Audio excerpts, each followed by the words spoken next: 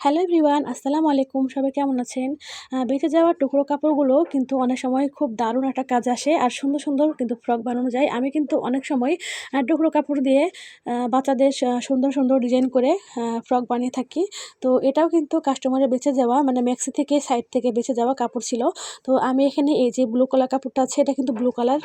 ক্যামেরাতে হয়তো কালো, কালো লাগছে কিন্তু এটা হচ্ছে ব্লু কালার কাপড়, মানে জাম ব্লু যেটা বলে সেটা হোক সেটা। তো যাই হোক, হচ্ছে এই কাপড়টা আমি লাগাইছি এখানে আড়াই গজ মতো কাপড় আমি এক্সট্রা লাগিয়েছি। লাগাই এই যে এই কাপড়টা একটু ব্যবহার করেছি, হচ্ছে টুকরা কাপড়টা।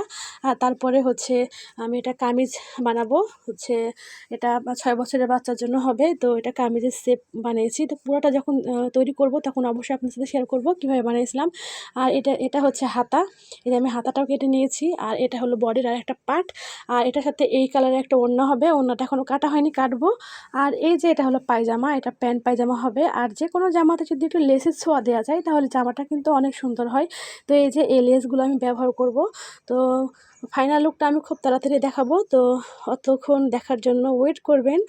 আজকের ভিডিওটা এইটুকুই। ধন্যবাদ সবাইকে।